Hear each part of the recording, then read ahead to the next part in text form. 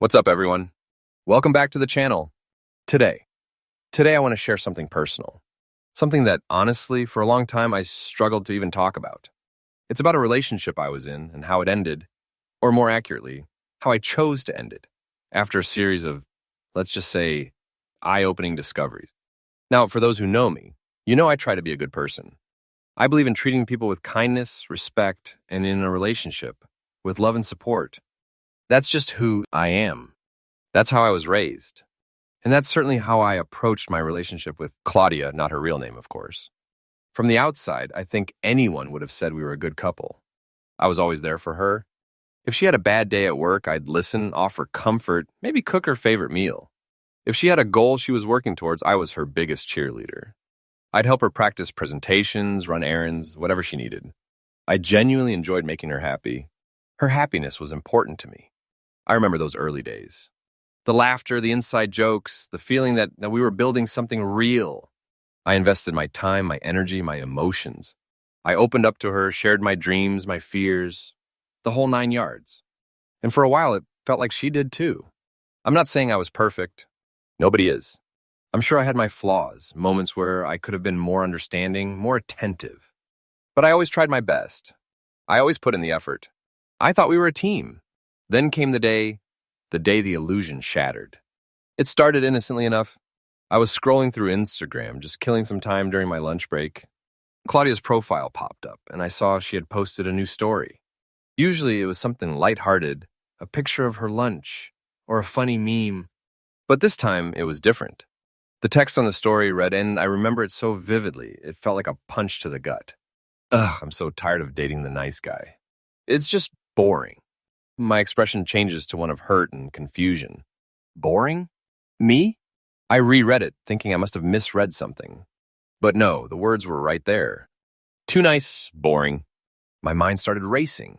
Has she been feeling this way for a while? Had I completely misread our entire relationship? The word boring echoed in my head. All the thoughtful things I did, the support I offered, the way I always tried to prioritize her feelings, was that all just boring? A knot formed in my stomach. I couldn't shake the feeling that something was deeply wrong. That this wasn't just a fleeting thought she had. Later that day, when I got home, Claudia was out with friends. I found myself, almost against my will, scrolling through her past Instagram posts. It was like a morbid curiosity had taken hold of me. And what I found, it was like peeling back layers of a reality I hadn't known existed. There were posts, some subtle, some not so much, that painted a picture of me that was disheartening. Little jabs disguised as jokes, complaining about things I did or said, things that in person she never mentioned. It was like she was living a double life, the Claudia I knew and the Claudia she presented to her online followers, who apparently found my niceness a source of amusement or annoyance. Then I stumbled upon a post that made my blood run cold. It was a question. Anyone know how to break up with a nice guy without letting yourself seen as the bad person? That one hit hard. It wasn't just about me being boring anymore. It was about her actively strategizing how to end our relationship while still maintaining some kind of good girl image. It felt manipulative. It felt like she didn't respect me enough to be honest with me.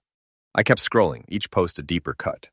There were hints of her looking at other guys, comments about wanting more excitement, more passion, things she apparently felt I wasn't providing. And then I saw the one that truly broke something inside me. It was a casual story accompanied by a smiling emoji. It said, thinking of cheating on the nice guy, but it wouldn't hurt him because he's too nice anyway. That was it. That was the moment everything shifted for me. It wasn't just about her being unhappy or finding me boring. It was about a fundamental lack of respect. It was about her seeing my kindness as a weakness, as something to be exploited. The thought that she could even consider cheating and then dismiss my feelings with a laughing emoji, it was like a slap in the face. I sat there for a long time, just staring at my phone, the glow illuminating the disbelief and hurt on my face. I felt betrayed. Utterly and completely betrayed. All the love and effort I'd poured into this relationship felt like it had been thrown back in my face. The next few days were a blur. Claudia acted completely normal around me. She'd ask about my day, tell me about hers, completely oblivious, or perhaps intentionally ignorant of the storm raging inside me. I didn't say anything about what I had seen. I couldn't bring myself to. Part of me was still processing it, trying to reconcile the woman I thought I knew with the one I was seeing online. Another part of me, I think I was already starting to detach. I started creating distance. I wasn't as readily available. I wasn't as quick to offer help or support. I became more withdrawn, more quiet. I focused more on my work, on my hobbies, on things that brought me genuine joy outside of the relationship. She noticed. Of course she did. The shift in my behavior was probably as obvious as the nose on my face. But instead of asking me what was wrong, instead of trying to understand why I was acting differently, she posted another Instagram story. This one read, I think he finally realized I'm too good for him and he's letting me go. I shake my head, a wry smile on my face. Too good for me? After everything I had seen? The irony was almost comical if it wasn't so heartbreaking. In her mind, my withdrawal wasn't a reaction to her disrespect. It was me finally acknowledging her supposed superiority. That was the final nail in the coffin. I knew I couldn't stay. I couldn't continue to be with someone who not only didn't appreciate me, but actively belittled and disrespected me behind my back. That evening, I came home from work and Claudia wasn't there. I didn't call her. I didn't text her. I went straight to our bedroom and started packing my things. Every item I folded, every box I filled, felt like another step towards reclaiming my own self-respect. I wrote her a letter. I didn't want a confrontation. I didn't want to rehash all the hurtful things I'd seen. I just wanted to leave with a little bit of dignity. The letter was short and to the point. It basically said, Claudia, after everything, I realize we want different things. I hope you find the kind of relationship you're looking for. I've come to realize that I'm too nice to stay in a relationship where I'm not truly valued. I left the letter on her pillow, packed my last box, and walked out the door. It was a strange feeling, a mix of sadness, relief, and a sense of freedom. When she came home and found my letter in my absence, her reaction, according to her subsequent dramatic Instagram posts, was one of triumphant liberation. She posted something along the lines of, finally free from the nice guy. On to bigger and better things. I sigh softly. And for a while, that seemed to be her reality. She jumped into a new relationship, the kind she had seemingly been craving. Passionate, volatile, the opposite of boring. From what I gathered through mutual friends, I unfollowed her, obviously. It was a roller coaster. High highs, low lows, constant drama. The kind of relationship that looks exciting from the outside, but is emotionally draining on the inside. Months went by. I focused on myself. I threw myself into my work, which thankfully was doing well. I started exercising regularly. I reconnected with old friends. I did things that I enjoyed, things that made me happy. And then one day, out of the blue, I got a text message. It was from Claudia.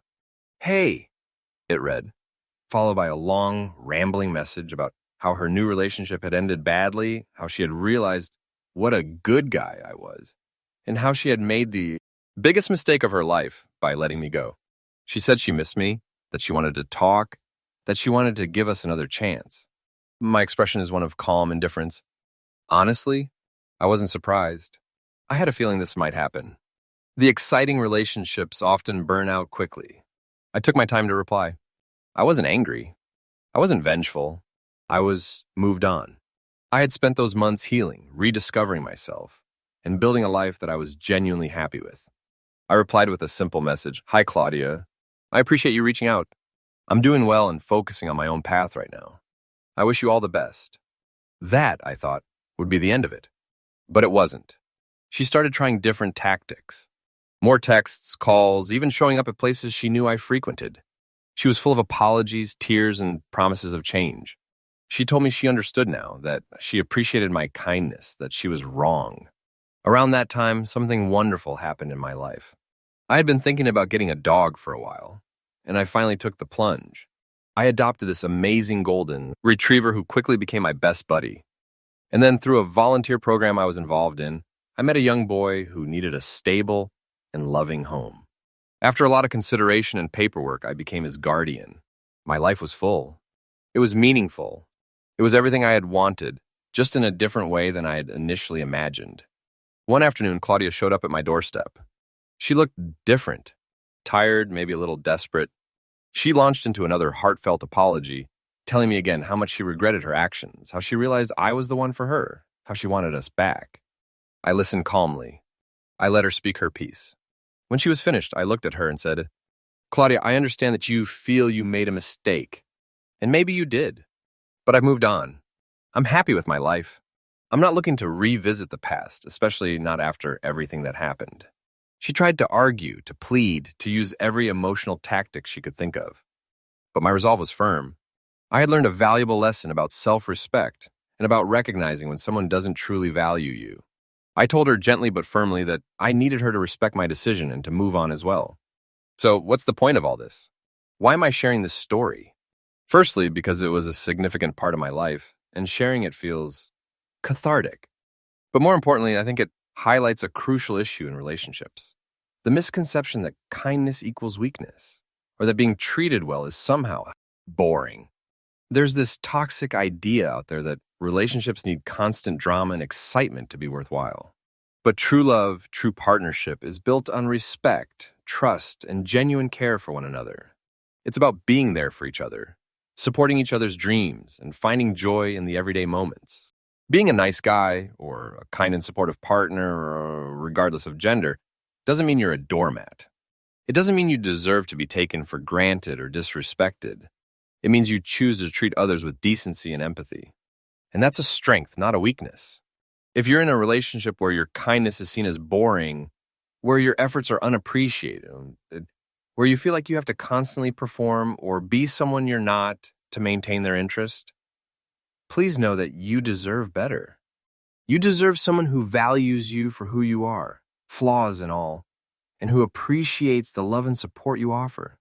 And if you're on the other side of this, if you find yourself dismissing a kind and loving partner as boring, maybe take a moment to reflect on what you truly want in a relationship.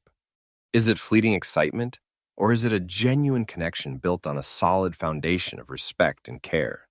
Because sometimes what you think you want isn't what you actually need.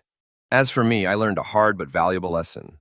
I learned that I needed to prioritize my own well-being and surround myself with people who appreciate my kindness, not exploit it. I found happiness in unexpected places, with a furry companion and a wonderful young boy who fills my life with so much love and laughter.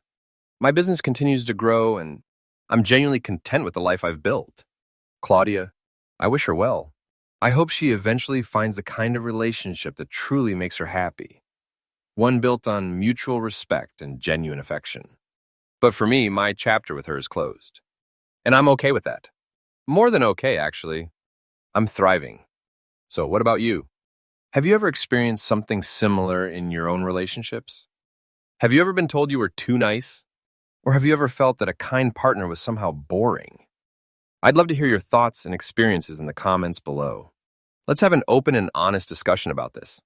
And if you enjoyed this video, please give it a thumbs up, subscribe to my channel for more content like this, and don't forget to hit that notification bell so you don't miss any future uploads.